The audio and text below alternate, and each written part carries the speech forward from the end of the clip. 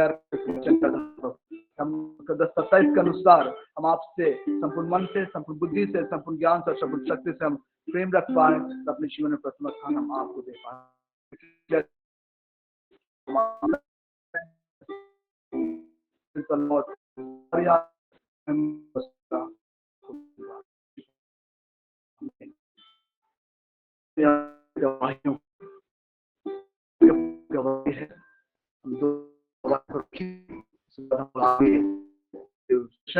बढ़ेंगे। यदि आपके पास गवाही है, अवश्य अपनी गवाहियों को दे, ताकि हम परमेश्वर के नाम को महिमा करें, तो हम धन्यवाद कर पाए, पवित्र आत्मा का धन्यवाद कर पाए और परमेश्वर पिता को महिमा मिले। तो प्रियो, आप आमंत्रित हैं, आपका स्वागत है। प्रियो, कोई दो जन भी पास गवाही है?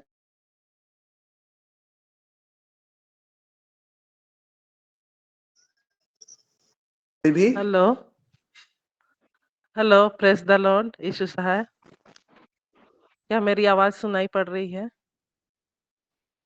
Yes ma'am, hello. आपकी आवाज आ रही है, बोल सकते जी हैं। मैम, जी मैम आपकी प्रेज द लॉर्ड। यीशु सहाय, जय मसीह की।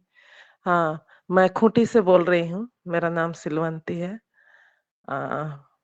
ये परमेश्वर पिता का महान अनुग्रह हो कि परमेश्वर पिता हमारे लिए हर द्वार को खोलता है। ये परसों की घटना है। मेरा बेटा का तबीयत खराब है, तो एक पास्टर भाई आने वाले थे, तो मेरे हाथ में एक भी पैसा नहीं, और मैं सोचते जा रही थी कि कैसे जाऊंगी। मैं 3:30 बजे घर से निकली। 3:30 बजे घर से निकली और मैं जान रही थी कि बैंक अब तो बंद होने वाला है और घर से निकलने में टाइम लगता है। और मैं जैसे निकली तो गाड़ी चढ़ना पड़ता है, तो वहाँ थोड़ा दूर है, 10 मिनट लग गया।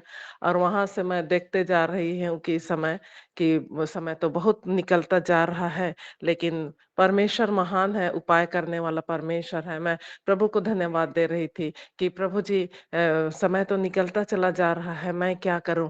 और मेरे अंदर मन से एक आवाज आ रही थी, तुम चुपचाप रहो और खड़े खड़े परमेश्वर के कार्य को देखो। मैं कैसे काम करूंगा या मेरे ऊपर निर्भर करता है। और इसी के साथ मैं प्रार्थना भी करते जा रही थी और मुझे को गाड़ी मिला। गाड़ी से फिर मैं देख रही हूँ तो 10 मिनट हो चुका है, और एकदम जैसे ही मैं बैंक का गेट के पास पहुंची तो जो गेट कीपर है वो ग्रिल को बंद कर रहे थे। तो मैं बोली कि भैया, मुझको पैसे का बहुत जरूरत है, सो गेट खोलिए ना।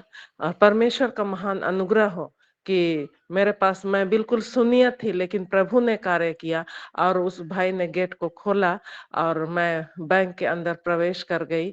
और परमेश्वर को धन्यवाद दी कि ऐसी विकट परिस्थिति में जब हम हर बात को असंभव जैसा दिख पड़ता है, लेकिन परमेश्वर हमारे लिए हर असंभव को संभव करने वाला परमेश्वर है। मैं बहुत अंदर गई और मेरा काम हो गया, और मैं बहुत खुश हुई कि परमेश्वर ने मेरे लिए द्वार को खोल दिया। और वो प्रोफेट भाई जो आने वाले थे वो आए और उसका मैं सत्कार कर पाई। और ये परमेश्वर की ही योजना थी। मैं बहुत खुश हुई कि परमेश्वर अंतिम समय में मेरे लिए इतना अद्भुत कार्य किया। मैं तो एकदम डर भी जा रही थी कि कैसे होगा, मेरे पास तो एक भी पैसा नहीं है, लेकिन प्रभु ने इतना महान कार्य किया और मेरे लिए उस द्वार को खोला और मेरे जो भी घटी कमी थी वो उसको पूरा किया है। और मैं इस सारी बातों के लिए प्रभु का ही धन्यवाद देती और मन में सोच रही थी इतना बड़ा गवाही मैं जरूर दूंगी।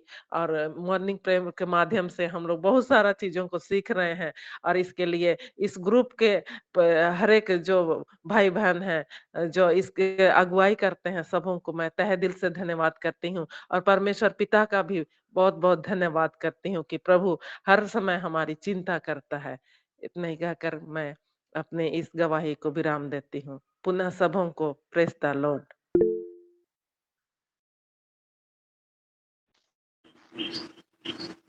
और श्रीमती मैम के धन्यवाद।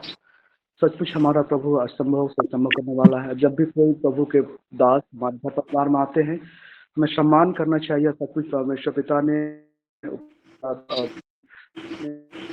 सम्मान कर पाई, हम वहाँ पे हो पाया। तो सच में जब परमेश्वर पर विश्वास करते हैं तो हम अद्भुत रीति से परमेश्वर का अद्भुत आश्चर्य कर्म को हमारे जीवन में देखते हैं।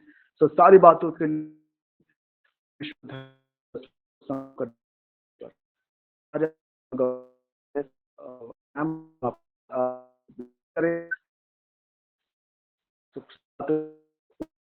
धन्यवाद।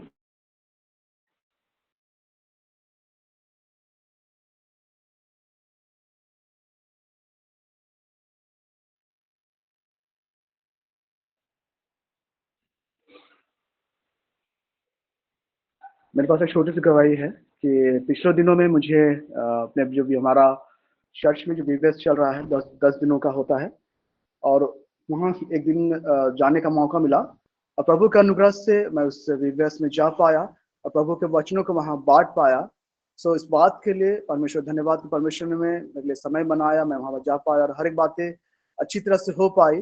तो सारी बातों के लिए परमेश्वर पिता का धन्यवाद। सचमुच हमारा प्रभु महान है और हमारे जीवन में अद्भुत अद्भुत काम करता है। हम उसके सहयोग से परमेश्वर के वचन को बांट पाते हैं। तो सारी बातों के लिए प्रभु पिता को बहुत बहुत धन्यवाद, परमेश्वर पिता को धन्यवाद, बाप पिता को बहुत बहुत धन्यवाद।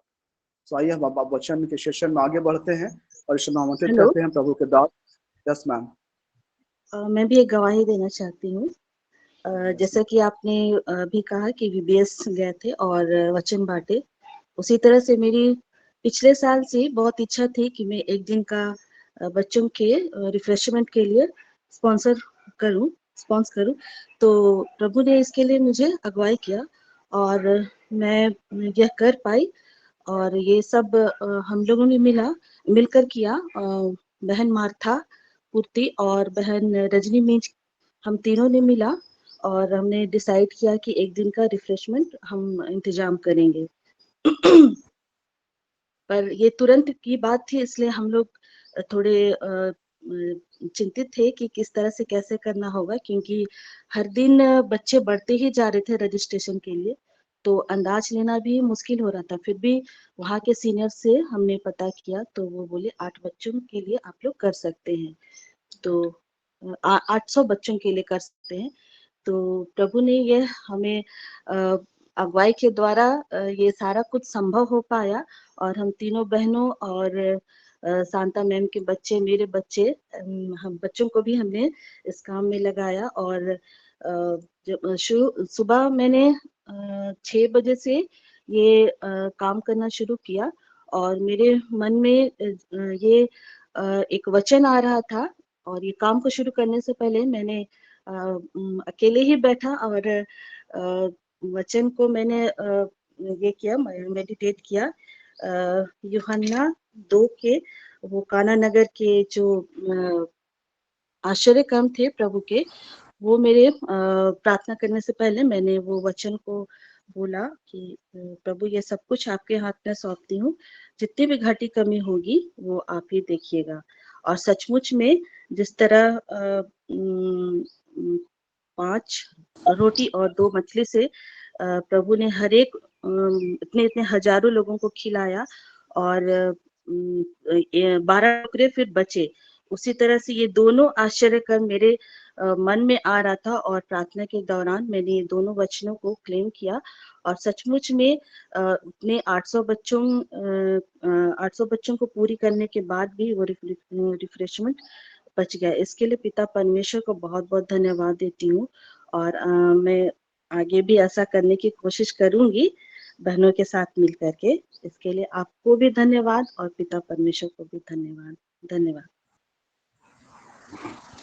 Praise the Lord. हमारा परमेश्वर सचमुच महान है।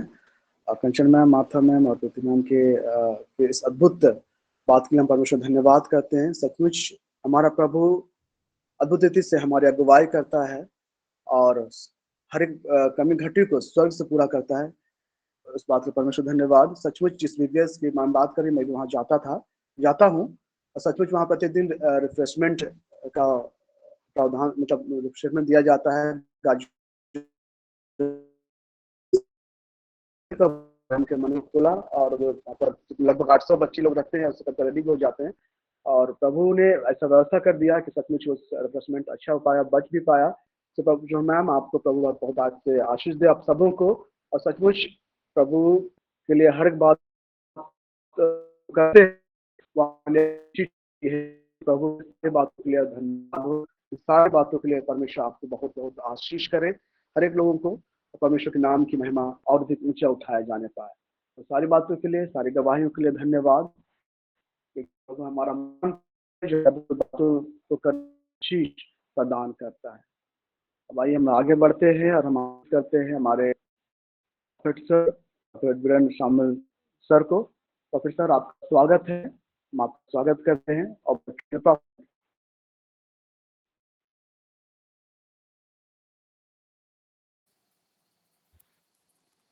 Hallelujah. Thank you, Jesus. Thank you, Jesus. Thank you, Jesus. Thank you, Jesus. Thank you, Jesus. यीशु हम आपका धन्यवाद करते हैं। रालोबाश शबारा लाखों से के ये पूरे लाबाश शबारी लो खासाना मना थारा लाखों से के। Thank you, Lord. Thank you, Lord. Thank you, Lord. Thank you, Lord. मेरा जीवन मसीह के साथ ईश्वर में छिपा हुआ है। मेरा जीवन मसीह के साथ ईश्वर में छिपा हुआ है। यीशु ही मेरा जीवन है, मसीह ही मेरा जीवन है। यीशु ही मेरा जीवन है, मसीह ही मेरा जीवन है। मेरा जीवन मसीह के साथ ईश्वर में छिपा हुआ है। मेरा जीवन मसीह के साथ ईश्वर में छिपा हुआ है। पिता हम आपका धन्यवाद करते हैं, अपने पुत्र मसीह यीशु के द्वारा प्रभु आपने हमें जीवन दिया, अनंत जीवन की आशीष को सुनिश्चित किया, इस पृथ्वी पर के जीवन को आशीषमय ठहराया है। पिता हम धन्यवाद करते हैं पिता। Thank you Lord, thank you Lord. आदर महिमा गौरव प्रशंसा प्रभु हम आपको देते हैं और ये प्रार्थना करते हैं उद्धारकर्ता मसीह यीशु के नाम से, आमीन। आज हम बात करेंगे मसीह में हमारा आइडेंटिटी को लेकर। जब हम मसीह को सोचते हैं, लाइक फर्स्ट टाइम अगर आप बाइबल में देखेंगे तो प्रभु यीशु मसीह अपने चेलों से बात करने के दौरान वे पूछ रहे थे कि इनके विषय में लोगों का क्या कहना है। मसीह समाचार अध्याय 16 मैम माइक म्यूट करेंगे, थैंक यू।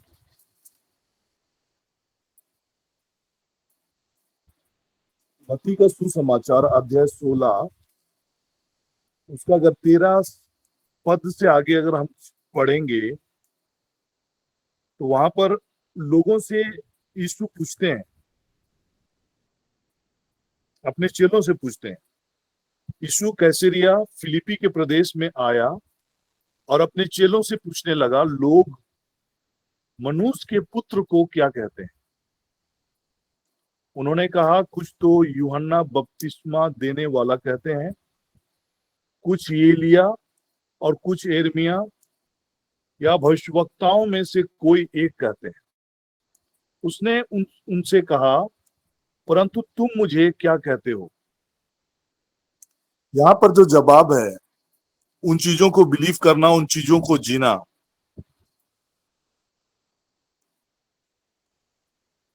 तभी जाकर हम एक जयवंत मसीही का जीवन को हम जी पाएंगे। जब हमारा विश्वास का ये आधार होगा कि मसीह कौन है और मसीह के साथ हम कैसे कनेक्टेड है।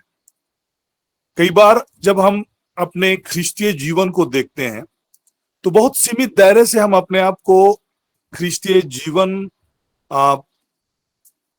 जो हमारा जो ख्रिस्तीय जीवन है उसको हम बहुत सीमित दायरे में रहकर हम उसको अभिव्यक्त करते हैं। मतलब हमारा क्रिश्चियनिटी का जो एक्सप्रेशन है बहुत ही लिमिटेड होकर रहता है।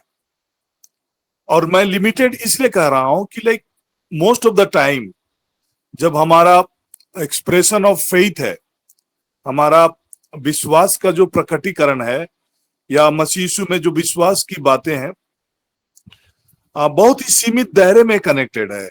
कहने का मतलब हमारी जरूरत की चीजें और मोस्टली ये हमारी जरूरत की चीजों तक ही सीमित होता है। लेकिन आज जो बातें मैं आपके बीच में कहने जा रहा हूं, प्रभु यीशु मसीह में हमारा जो आइडेंटिटी है, हमारा जो पहचान है और हमारा जो जिम्मेवारी है वो बहुत व्यापक है, बहुत बड़ा है। जब आप इस विश्वास के बुनियाद में अपने ख्रिस्तीय जीवन को जीना प्रारंभ करते हैं, आप ऑर्डिनरी नहीं है, आप कोई साधारण नहीं है। आप अपने समस्याओं, अपने परेशानियों, इन्हीं बातों पर उलझे रहने के लिए नहीं है, लेकिन आप का जीवन मसीह यीशु में जैवन से बढ़कर है। मसीह यीशु में आप हर प्रकार की आशीषों से आप आशीषित हैं। मसीह यीशु में आप बहुत ही शक्तिशाली और प्रभावशाली हैं। यहाँ पर हम चीजों को देखने का प्रयास करेंगे कि लाइक हमारा जितने भी लोग जो आज इस ऑनलाइन प्लेटफॉर्म में जुड़े हुए हैं, मैं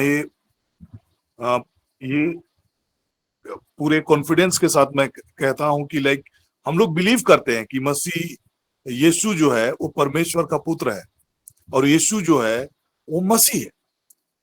उसके बावजूद ये विश्वास के पीछे जो चीजें कार्य करता है, उन चीजों को लेकर कई बार हम आश्वस्त नहीं हो पाते। हम मसीह यीशु में हमारी अपनी पहचान को कई बार हम समझ नहीं पाते। तो आज हम उन्हीं बातों को आज समझने का प्रयास करेंगे और हमारा एक जो इस पृथ्वी पर का जीवन, जो मसीह के एक रिप्रेजेंटेटिव, मसीह के एक प्रतिनिधि के रूप में जब हम इस पृथ्वी पर के जीवन को जी रहे हैं, जबकि हमारी वास्तविक नागरिकता इस पृथ्वी पर का नहीं है और हमारी जो वास्तविक नागरिकता जो है वो स्वर्ग की है। इस पृथ्वी पर सीमित समय के लिए जब हम अपने जीवन को जी रहे हैं, तब हमारा जीवन कैसा होना चाहिए। आइए हम इन चीजों को आज हम थोड़ा सा गहराई से देखने का प्रयास करेंगे और मैं समझता हूं आज के सेशन के बाद आपका भी जीने का तरीका और आपके चीजों को देखने का तरीका बिल्कुल बदल जाएगा। उससे पहले मैं उत्पत्ति की पुस्तक की ओर आपका ध्यान लेके जाना चाहता हूं। जब परमेश्वर ने आदम की सृष्टि की, बिफोर क्रिएटिंग आदम को बनाने से पहले गॉड क्रिएटेड एवरीथिंग। सब चीजों को उन्होंने बनाया जो आदम को इस पृथ्वी पर का जीवन को जीने के लिए जितनी भी चीजों की जरूरत थी, एवरीथिंग ही क्रिएटेड। और उन्होंने क्रिएशन ही केवल नहीं किया, बट आफ्टर क्रिएटिंग सब चीजों को बनाने के बाद उन्होंने आदम को सब चीजों के ऊपर में अधिकार दिया, डोमिनियन दिया। और यही डोमिनियन को हम मसीह यीशु के द्वारा फिर से हम अपने जीवन में प्राप्त करते हैं। और इसी विषय में जब हमारा ये विश्वास, जिसके विषय में सिमोन पतरुस ने उत्तर दिया कि मसीह कौन है, तो 16 के वचन को अगर हम पढ़ेंगे, बहुत गहरी बातें आज हम यहाँ पर देख पा रहे हैं। तू जीविते परमेश्वर का पुत्र मसीह है। तू जीविते परमेश्वर का पुत्र मसीह है। और जब आप प्रभु यीशु मसीह के उस रिप्लाई को सुनेंगे, उन्होंने जब इन बातों का रेवलेशन पतरुस के जीवन और उन्होंने जब इन बातों को प्रकट किया, तो जीसस लिटरली उनको अप्रिशिएट करके, इतना खुश होकर, इतना एक्साइटेड होकर बहुत सी गुप्त बातों को वहां पर रिवील करते हैं। और ये गुप्त बातें क्या है? हे सिमोन, योना के पुत्र, तू धन्य है, यू आर ब्लेसेड। जब आप ये बिलीव करते हैं कि मसीह में बिलीव जब करते हैं, जब आप ये जानते हैं, ये विश्वास करते हैं, आपका लाइफ ऑर्डिनरी, शुरू में नहीं मैंने कहा कि you are not ordinary, you are blessed. आप आशीषित हैं, आप धन्य हैं। तू धन्य है क्योंकि मांस और लहू ने नहीं परंतु मेरे पिता ने जो स्वर्ग में है ये बात तुझ पर प्रकट की है। मसीह के साथ हमारा कनेक्शन स्वर्गीय पिता के साथ होता है। मसीह के साथ हम परमेश्वर में एक हो जाते हैं और हम परमेश्वर के साथ कनेक्टेड हो जाते हैं। जब हम परमेश्वर के साथ कनेक्टेड होते हैं there is nothing to worry. मांस और लहू की बात को जब हम करते हैं, संसारिक जीवन है और संसारिक हालात और परिस्थितियां जो हमारे जीवन के इर्द गिर्द हो सकती है, बट हमारा सोर्स ऑफ सप्लाई, हमारा कनेक्शन उस परमेश्वर से है, उस सृष्टिकर्ता से है जिसने स्वर्ग और पृथ्वी को रचा है, जहां से हमारी सहायता आती है। हमारा वो कनेक्शन है और ये कनेक्शन हमारा मसीह यीशु के द्वारा हमारे जीवन में हमें मिलता है। तो जब हम इस विश्वास के इस विश्वास पर हमारा जीवन आधारित करके जब हम जीना शुरू करेंगे तो वहां पर चिंता का स्कोप नहीं है, एंजाइटी का स्कोप नहीं है, एवरीथिंग इज देयर, क्योंकि परमेश्वर स्वयं हमारे जीवन में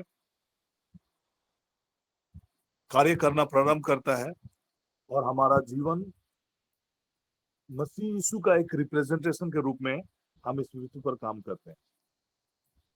तो मेरे स्वर्गीय पिता ने जो स्वर्ग में है यह बात तुम पर प्रकट किया, और मैं भी तुझसे कहता हूं कि तू पतरस है और मैं इस पत्थर पर अपनी कलीसिया बनाऊंगा और अधोलोक के फाटक उस पर प्रबल ना होंगे।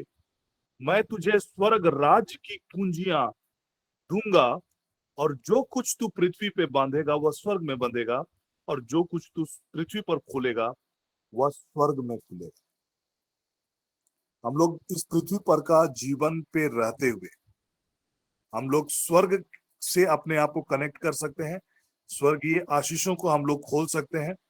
इस पृथ्वी पर रहते हुए करना है। यहाँ इस पृथ्वी पर जिन बातों को हम बांधेंगे वह स्वर्ग में बंधेगा, जिन बातों को हम खोलेंगे वह स्वर्ग में खुलेगा। कहने का मतलब ये है कि इस पृथ्वी पर रहते हुए हम हर एक स्वर्गीय आशीषों से हम कनेक्ट हो सकते हैं। और एक इंपॉर्टेंट चीज, पत्थर की जब हम बात करते हैं, पत्थर का जो काम होता है, तो यहाँ पर जो कनेक्शन है वो है नींव का। जब कोई भी घर हम बनाते हैं तो उसमें हम नींव डालते हैं तो हम लोग पत्थरों का इस्तेमाल करते हैं। तो पतरस, हमारा जब ये विश्वास होता है कि यीशु मसीह है, तो हमारा और मसीह में जब हम अपने नींव को बिल्डअप करते हैं, हमारे जीवन को बिल्डअप करते हैं मसीह के ऊपर में, मसीह के विश्वास में जब हम अपने जीवन को बिल्डअप करते हैं, तब अधोलोक की फाटक हम पर प्रबल नहीं होंगे। जितने भी जो विरोध की बातें हैं वो हम पर कभी प्रबल नहीं हो पाएगा। और साथ ही साथ स्वर्ग के राज्य की कुंजियां हमारे जीवन में काम करें।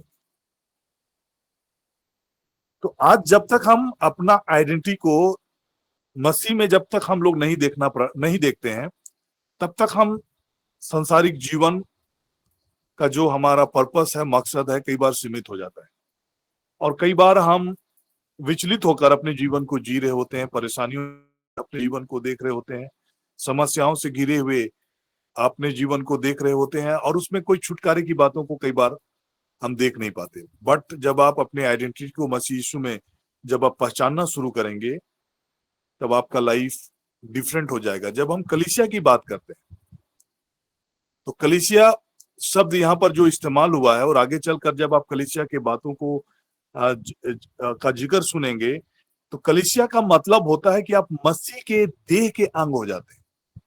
मसीह के देह के अंग कहने का मतलब क्या है कि आज मसीह इस पृथ्वी पर शरीर नहीं है, बट आप इस पृथ्वी पर जी रहे हैं। और जब आप इस पृथ्वी पर जब हम अपना जीवन को जी रहे हैं तो हम मसीह के रिप्रेजेंटेशन या मसीह का प्रतिनिधित्व के रूप में इस पृथ्वी पर हम जी रहे हैं।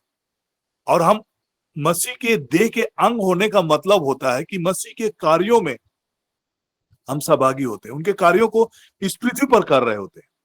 हमारा हाथ मसीह के लिए इस्तेमाल हो रहा है, हमारा पैर मसीह के लिए इस्तेमाल हो रहा है, हमारा आंख मसीह के लिए इस्तेमाल हो रहा है, हमारा कान मसीह के लिए इस्तेमाल हो रहा है, हम देखने के लिए हम इस्तेमाल कर रहे हैं अपने आंखों को, तो मसीह के लिए देख रहे हैं, मसीह के लिए सुन रहे हैं, मसीह के लिए बोल रहे हैं, मसीह के लिए हम चीजों को कर रहे हैं।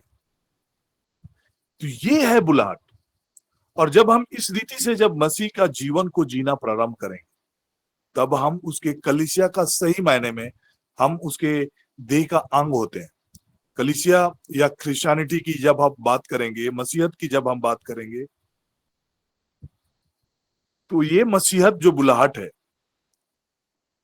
मसीह के देह के रूप में इस पृथ्वी पर जीने का बुलाहट है। इसलिए हमारा ये जीवन अपने लिए नहीं, बट मसीह के लिए जीने का एक बुलाहट हमारा है। और इसीलिए बाइबल के वचनों को अगर आप देखेंगे तो हम मसीह यीशु में हम जिलाए गए हैं, हम मर चुके हैं और मसीह यीशु में हम जीवित हैं। आज जो बातें मैं आपके बीच में रखना चाह रहा हूं, कुछ बातों को हम लोग देखेंगे कि लाइक जब हम कलीसिया की बात करते हैं, कलीसिया का जो मेन, यहाँ पर पहली बार कलीसिया शब्द का इस्तेमाल किया गया है बाइबल में, और कलीसिया का जो रोल है उसके विषय में यहाँ पर बातें किया जाता है, कलीसिया के अगेंस्ट में। क्योंकि जब आप कलीसिया कहने का मतलब होता है कि आप मसीह, और इसका एक्सप्लेनेशन हम आगे देखेंगे कि कलीसिया है क्या। कलीसिया मतलब मसीह का रिप्रेजेंटेशन है, मसीह के प्रतिनिधित्व के रूप में जब आप इस पृथ्वी पर होते हैं, मसीह सिर होता है और आप उसके देह के अंग होते हैं। मतलब जब मसीह के साथ आप कनेक्टेड होते हैं तो कोई भी अधोलोक की शक्तियां आप पर प्रबल नहीं हो सकती है, और आप एक साधारण नहीं बल्कि आप स्वर्ग की कुंजियां आपके हाथों में होता है। यू कैन इम्पैक्ट, स्वर्ग से आपके लिए चीजें आपके लिए उपलब्ध है और उन आशीषों का हम भागी हैं। रोमियो के नाम अध्याय 12 पद संख्या 5 को हम लोग पढ़ेंगे। रोमियो के नाम अध्याय 12 उसका पद संख्या 5। Thank you Lord, thank you Jesus.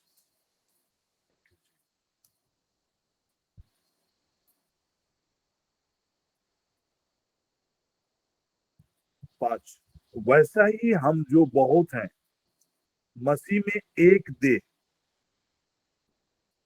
होकर आपस में एक दूसरे के अंग है।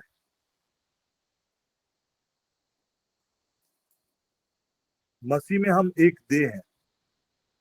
पहला कोरिन्थी अध्याय 12 पद संख्या 27। पहला कोरिन्थी अध्याय 12 पद संख्या 27।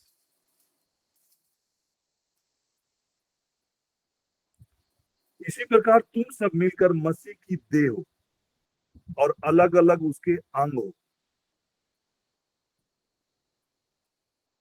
Each and every one of us, हम में से प्रत्येक, जब हम अपने आप को कलीसिया से कनेक्ट करते हैं तो हम मसीह के देह के अंग के रूप में हमारा आइडेंटिटी, स्वर्ग से हमको ऐसा देखा जाता है कि हम मसीह के अंग हैं, हम मसीह से अलग नहीं है।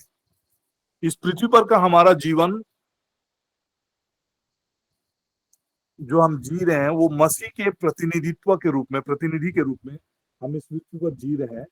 और हमारा ये जो ख्रिस्तीय बुलाहट है वो मसीह के लिए है।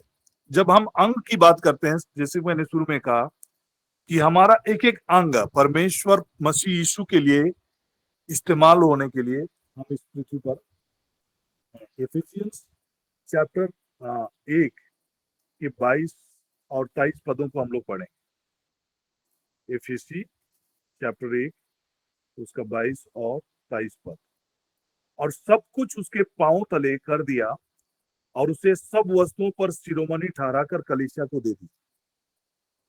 कलीसिया को दे दिया मतलब जीसस का जो पावर है उसको भी एक्सरसाइज करने के लिए, उसके अंग होने के नाते, उसके देह के अंग होने के नाते आप मसीह यीशु में उस पावर को आप एक्सरसाइज कर सकते हैं।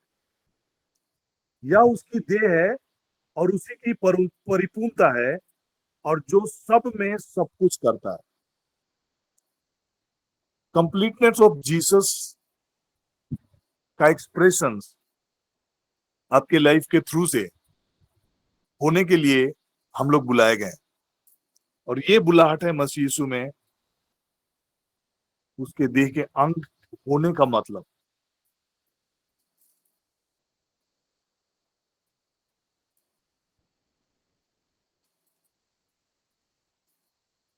तो अब हम आएंगे तब मसीह यीशु में हमें करना क्या है। जब हम उसके रिप्रेजेंटेशन के रूप में इस पृथ्वी पर हैं, तो हमारा रोल प्ले क्या है। मसीह यीशु के आने के पर्पस को जब आप समझेंगे, इस पृथ्वी पर क्यों आया और परमेश्वर पिता ने उसे क्यों भेजा, जब आप इन चीजों को समझने का प्रयास करेंगे, तब आपका इस पृथ्वी पर का रोल आपको समझ में आएगा। और जब आप उस रोल को आप प्ले करते हैं, अर्थात आप उस जिम्मेवारी को जब आप निर्वहन करते हैं, दिन कैसे आप के जीवन में परमेश्वर की आशीषें आपके जीवन में कैसे काम करती है। आप साधारण होकर नहीं होते, बल्कि ऑलरेडी एवरीथिंग परमेश्वर ने सेट किया। शुरू में जैसे मैंने कहा कि आदम को जब परमेश्वर ने सृष्टि किया, पहले सब कुछ को बनाया, एवरीथिंग ही क्रिएटेड। उसके बाद आदम को बनाने के बाद उन्होंने सब चीज पर उन्हें अधिकार दिया, डोमिनियन दिया। और वही चीज मसीह यीशु के द्वारा आज इस पृथ्वी पर, जब हम उसके रिप्रेजेंटेटिव के रूप में इस पृथ्वी पर हम अपना जीवन को जीते हैं, then everything is there already. मसीह यीशु में हमारे लिए सब कुछ कर दिया गया है।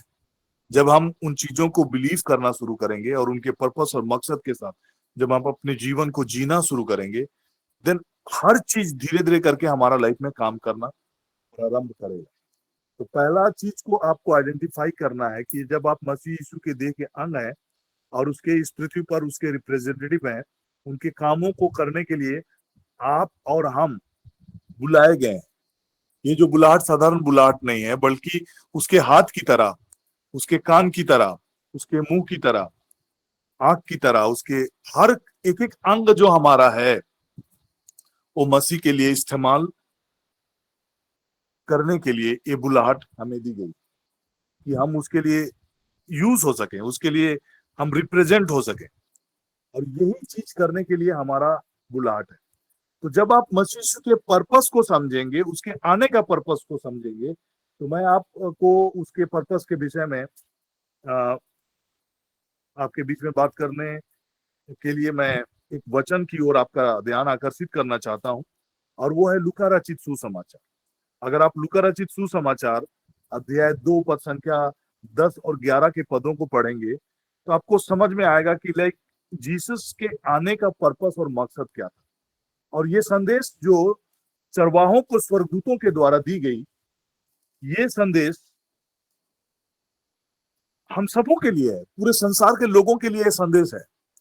ये आज हमारे लिए भी उतना ही एप्लीकेबल है। तब स्वर्गदूतों ने उससे कहा कि मत डरो, क्योंकि देखो मैं तुम्हें बड़े आनंद का सुसमाचार जो सब लोगों के लिए होगा।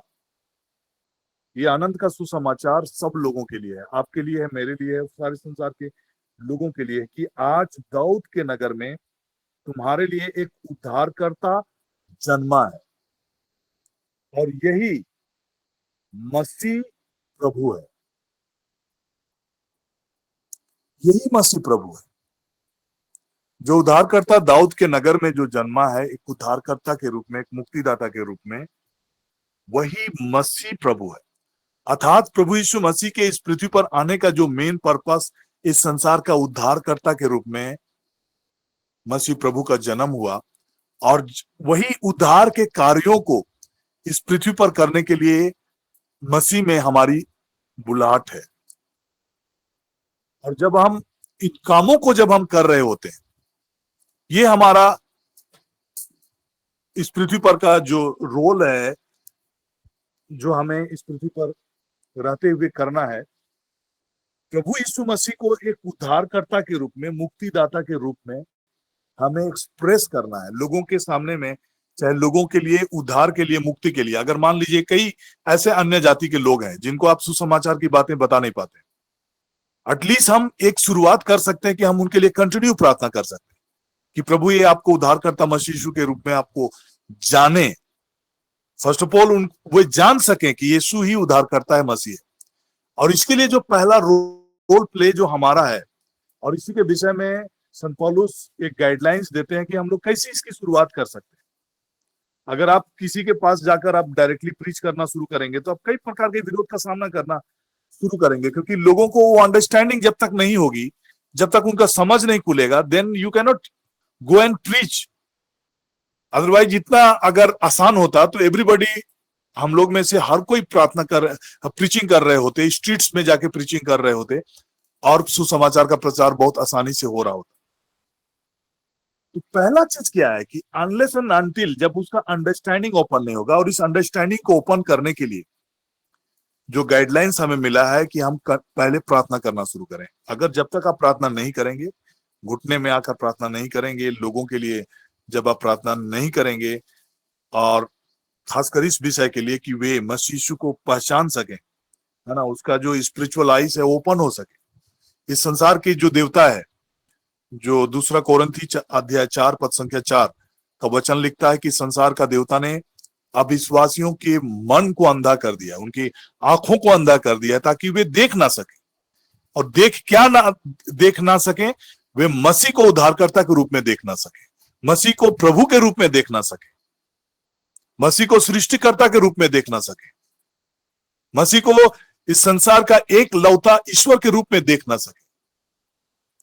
तो इस चीजों का जो अंधापन है, स्पिरिचुअल अंधापन है, उसको ब्रेक करने के लिए फर्स्ट ऑफ ऑल जो हमें करना है वो है प्रार्थना। और मैं शांता मैम के टेस्टिमनी को सुन रहा था पिछले दिनों में, इस वचन के आधार पर वो कंटिन्यू प्रार्थना कर रही है। तो ये रोल प्ले हम सबों को करना है। जब आप गैर मसीहों के बीच में जब आप होते हैं तो आप कंटिन्यू उनके लिए प्रार्थना करें, उनका नाम ले लेकर प्रार्थना करें, अपने सहयोगियों का, जिनके साथ आप काम करते हैं, आपके ऑफिस के जितने भी लोग हैं, उनके लिए आप एक समय निर्धारित करके आप प्रार्थना करना शुरू करें। जिस शहर में आप रहते हैं उस शहर के लिए आप प्रार्थना करना शुरू करते हैं, जिस गांव से आप बिलोंग करते हैं उस गांव के लोगों के लिए आप प्रार्थना करना शुरू करें। एक एक लोग का नाम लेके संभव नहीं है, बट जब आप उस शहर का नाम लेंगे और उस गांव का नाम लेंगे, उस कंपनी का नाम लेंगे, उस संस्था का नाम लेंगे जिससे आप कनेक्टेड हैं, जुड़े हुए हैं, और वहां से कनेक्टेड जितने भी लोगों के उद्धार के लिए जब आप प्रार्थना करना शुरू करें, धीरे धीरे आप परिवर्तन की बातों को देखेंगे। तो पहला रोल प्ले जो हमारा है प्रार्थना का बुलाहट है, और मसीह के रिप्रेजेंटेटिव के रूप में जो पहला वर्क जो हम सबों को करना है वो है प्रार्थना करना, ताकि लोगों का उद्धार हो सके, लोग उद्धारकर्ता के रूप में प्रभु यीशु मसीह को आइडेंटिफाई कर सके, पहचान सके।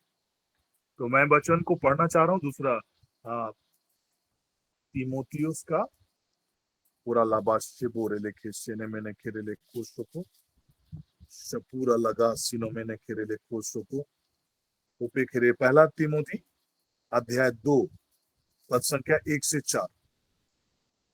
अब मैं सबसे पहले यह आग्रह करता हूं, दिस इज एक आग्रह है, एक अपील है कि आप इन चीजों को आप करें। आपसे एक्सपेक्ट की जाती है, आपसे उम्मीद की जाती है कि यू डू इट। और जब आप किसी से आग्रह करते हैं मतलब यू हैव एक्सपेक्टेशन एक कनेक्टेड होता है। जब आप किसी से कोई चीज की अपील करते हैं, रिक्वेस्ट करते हैं, तो वहां पर एक एक्सपेक्टेशन आपसे होती है कि जब आपसे कोई रिक्वेस्ट किया जा रहा है कि आप उन चीजों को उनके लिए कर दें। तो जब यहां पर आग्रह शब्द है, दैट मीन्स ये हमसे उम्मीद है, आपसे उम्मीद है कि आप इन चीजों को करें ही करें। अब मैं सबसे पहले यह आग्रह करता हूं कि विनती और प्रार्थना और निवेदन और धन्यवाद सब मनुष्यों के लिए किए जाए। सब मनुष्यों के लिए कहने का मतलब क्या है? आपके कनेक्शंस में जितने भी लोग हैं, जो लोग आज तक मसीह यीशु को नहीं पहचाने हैं, उनके लिए आपके द्वारा प्रार्थना किए जाने का ये अपील है, ये आग्रह है, ये रिक्वेस्ट है। जब सब मनुष्यों के लिए प्रार्थना किए जाए की बातें आती है, आग्रह के साथ आती है, तो आपके कनेक्शन में, आपके संपर्क में, आपके व्हाट्सएप ग्रुप में, आपके कनेक्शंस में, आपके मोहल्ले में, आपके शहर में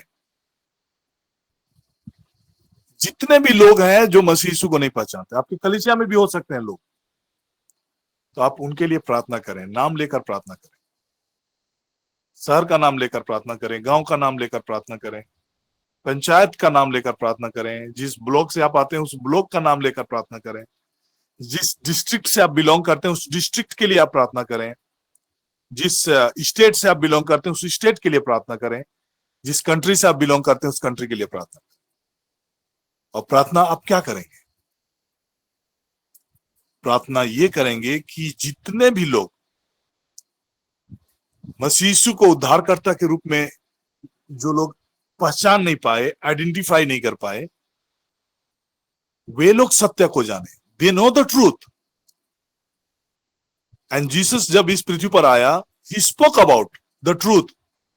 और उन्होंने क्या कहा कि मैं ही ट्रूथ हूं, मैं मार्ग, सत्य और जीवन मैं हूं। I am the way, truth and life.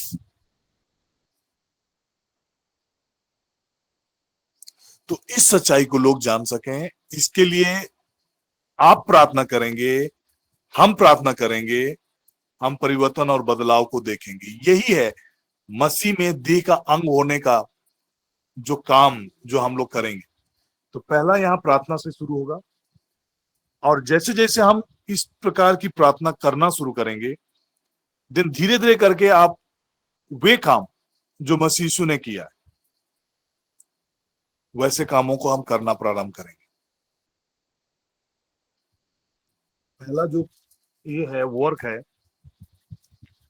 हमारा प्रार्थना का जो समय होता है केवल अपने लिए, अपने भाई बहनों के लिए, उनकी समस्याओं का निदान के लिए, उनकी जरूरत की बातों के लिए, इतना ही तक हम अपने प्रार्थना के लाइफ को सीमित ना करें। और एक इंपॉर्टेंट चीज, जब हम इन चीजों को समझ रहे हैं कि हम लोग रैप्चर के बहुत करीब हैं, देन हमें कितना विगरसली हमें इन चीजों के लिए प्रार्थना करने की जरूरत है कि हम उद्धार के लिए, जिस शहर में हम रह रहे हैं वहां के लोगों के उद्धार के लिए, जिस मोहल्ले में हम रह रहे हैं वहां के लोगों के उद्धार के लिए, जिस फैमिली से हम बिलोंग करते हैं उस पूरे परिवार के लिए, उस पूरे खानदान के लिए आप प्रार्थना करना शुरू करें। जिस पैतृक गांव से आप बिलोंग करते हैं उस पैतृक गांव को स्मरण करके आप प्रार्थना करें। जिस संस्था से आप जुड़े हैं, जिससे आप कनेक्टेड हैं सोशल मीडिया में, आपके जो फ्रेंड्स लिस्ट में जितने भी लोग हैं, आपके व्हाट्सएप ग्रुप में जितने भी लोग हैं, हर एक के लिए आप प्रार्थना करना शुरू करें। सब मनुष्य कहने का मतलब आपके कनेक्शंस में आपसे जुड़े हुए सब लोगों के लिए, चाहे वे आपके ऑफिस के माध्यम से जुड़े हों, आपके कलीसिया के माध्यम से जुड़े हों, या कोई फ्रेंड्स के माध्यम से जुड़े हों, या फिर आपके गांव या आपके परिवार से जुड़े हों, हाँ, सबके लिए ये प्रार्थना का जो अपील है संत पौलुस करते हैं। राजाओं के लिए मतलब हम आपके स्टेट के जो भी लीडर्स हैं उनके लिए आपको प्रार्थना करने की जरूरत है। वहां के अधिकारियों के लिए प्रार्थना करने की जरूरत है। ऊंचे पद वालों के लिए जरूरत है। पुलिस प्रशासन के लिए आपको प्रार्थना करने की जरूरत है। और जब आप प्रार्थना करेंगे, तीसरा जो वचन है जो मैं पढ़ रहा हूं, यह हमारे उद्धारकर्ता परमेश्वर को अच्छा लगता है और भाता भी है, जो यह चाहता है कि सब मनुष्यों का उद्धार हो और वे सत्य को भली भांति पहचान लें। It is the will of God. और ये विल ऑफ गॉड को फुलफिल करने के लिए, परमेश्वर की इस इच्छा को बहाल करने के लिए कि लोग प्रभु को उद्धारकर्ता के रूप में वे पहचान सकें, सत्य को जान सकें, यह है परमेश्वर की इच्छा। और इस इच्छा को पूर्ण करने के लिए अगर आप अपना रोल प्ले नहीं करते, अर्थात आप प्रार्थना नहीं करते, तो ये फुलफिल नहीं हो पाएगा। इसलिए हम उस पूरे सीक्वेंस में देख रहे हैं कि आग्रह है, अपील है कि सब मनुष्यों के लिए प्रार्थना हो। और प्रार्थना का विषय क्या हो? प्रार्थना का विषय ये हो कि प्रभु को उद्धारकर्ता के रूप में लोग पहचानना शुरू करें, जानना शुरू करें, सत्य को जाने, आइडेंटिफाई करें। और ये प्रारंभ तब हो पाएगा, ये शुरुआत तब हो पाएगा, और ये काम हम अपने जीवन से देख तब पाएंगे जब हम लोगों के लिए प्रार्थना करना शुरू करें। तो ये रियल रोल प्ले जो मसीह के देह के अंग के रूप में हम इस पृथ्वी पर रहते हुए करने के लिए हमारी ये बुलाहट है। कल जब हम इसी विषय को आगे जब हम देखेंगे। और कल विशेष प्रार्थना जब हम करेंगे, कल थर्सडे एंड फ्राइडे जो हमारा प्रार्थना का समय है, तो उस समय में और आने वाले क्लासेस में हम और विस्तृत रूप से देखेंगे। लेकिन जो आज जो बातें आपको मैं कहना चाह रहा हूं कि मसीह यीशु के रिप्रेजेंटेटिव के रूप में हमारा रोल क्या है, कैसे हम ये कह सकते हैं कि हम प्रभु मसीह यीशु के देह के अंग हैं, और कैसे हम कह सकते हैं कि हम उसे रिप्रेजेंट कर रहे हैं। जब हम उसके लिए काम आएंगे, और उसके लिए हम काम आने का जो पहला जो जरिया है या माध्यम है, वो प्रार्थना का माध्यम। जब आप प्रार्थना करेंगे, रिवाइवल के लिए प्रार्थना करेंगे, लोगों को प्रभु यीशु मसीह को उद्धारकर्ता के रूप में जाने और पहचाने, यहां से आपका शुरुआत होता है कि आप प्रभु मसीह यीशु के लिए आप इस पृथ्वी पर इस्तेमाल हो रहे हैं, प्रभु यीशु मसीह के लिए आप इस पृथ्वी पर रिप्रेजेंट हो रहे हैं। यहां से इन चीजों का शुरुआत है। तो आइए हम धन्यवाद भाव के साथ परमेश्वर के चरणों के करीब आएंगे और अंतिम आशीष की प्रार्थना में हम लोग जाएंगे। और मैं फादर जी से आग्रह करूंगा कि वे ब्लेसिंग की प्रार्थना में हम सबों की अगुवाई करें।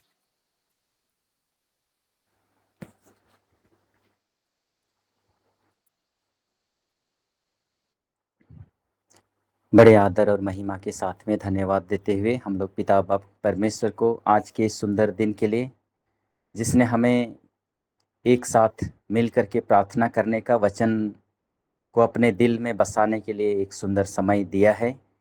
पिता बाप परमेश्वर, हम समय समय पर आपसे और अपनों से बहुत दूर हो जाते हैं, और ज़रूरत पड़ने पर हम निश्चित रूप से प्रार्थना करते हैं, और हमारे जीवन के हर एक कमी कमजोरी को हम आपके हाथों में समर्पित करते हुए, जो हम लोगों को विशेष कर्तव्य के रूप में तूने हम सबों को प्रार्थना करने का एक योग्य व्यक्ति के रूप में ठहराया है, और एक अच्छी संगति दी है, जिसके द्वारा हम बहुत सारे लोगों को याद कर सकते हैं। एक साथ में अपनों के लिए और अपने लिए प्रार्थना करते हैं। पिता परमेश्वर, सबों को तूने हम सबों को विशेष कृपा दिया है, हथियार के रूप में, जो सबसे बड़ा हथियार है, सबसे बड़ा हम लोगों की सुरक्षा का कवच है, और वो है हमारी प्रार्थना। इस प्रार्थना में बहुत सारे रुकावट आते हैं, बंधन आते हैं। बहुत बार हम एक्सक्यूजेस करते हैं, बहाना करते हैं, समय को लेकर के, काम को लेकर के, जगह को लेकर के, अभी मेरा ये काम नहीं है। और इस वजह से हम आपके महान कार्यों को देखने में हम चूक जाते हैं। आज हम धन्यवाद के साथ में प्रार्थना करते हुए, एक प्रार्थना रिक्वेस्ट है हमारे इस प्लेटफॉर्म में हमेशा जुड़ने वाली एक बहन अनिमा लकड़ा। आज उसका ऑपरेशन होने वाला है 9 बजे मांडर हॉस्पिटल में। हम उन्हें याद करें और एक सुरक्षा प्रभु से मांगें, अच्छी सफलता के लिए। प्रेगनेंसी है, पिता परमेश्वर उन्हें सुरक्षा दे, और उस ऑपरेशन में हमेशा अपने दूतों को भेज करके हर एक डॉक्टर नर्सेस जो भी हैं उनकी सहायता करें। साथ ही साथ हम दिवंगत आत्माओं के लिए भी प्रार्थना करते हैं। बरगोड़ा में, कुरडेग में एक फ्लोरा मिंज हमारी दीदी नहीं रही, उसकी आत्मा की अनंत शांति के लिए भी हम प्रार्थना करते हैं। पिता परमेश्वर उनकी आत्मा को, उनके पाप दंड को क्षमा कर दे और स्वर्ग राज्य में आनंद शांति प्रदान करे। आइए हम सभी वचन सुनने वाले इतने महान कृपा पाकर के प्रभु के सामने उपस्थित हैं, हम प्रार्थना करें और अपने जीवन में ईश्वरीय आशीष और कृपा को हमेशा अनुभव करें। आइए धन्यवाद के साथ में जीवित परमेश्वर के द्वारा आशीर्वाद ग्रहण करेंगे। प्रभु के नाम में ही हमारा कल्याण है, उसी ने स्वर्ग और पृथ्वी को बनाया है। स्वर्ग और पृथ्वी को बनाया है। प्रभु आप लोगों के साथ हो और आपकी आत्मा के साथ। परमेश्वर पिता और पुत्र और पवित्र आत्मा का आशीर्वाद आप सबों पर उतरे, आपके परिवार पर उतरे और सदा सर्वदा छाया रहे। आमीन।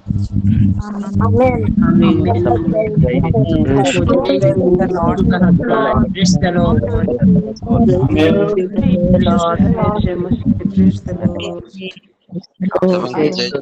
आमीन। सबों को जय यीशु। यीशु सहाय। जय मसीह। Praise the Lord. जय यीशु, प्रेस द लॉर्ड, यीशु सहाय। सबों को जय यीशु क्रिस्त।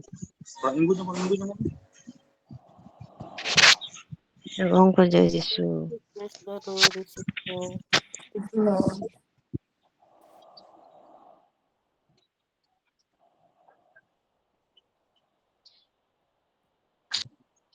जय यीशु सबों को।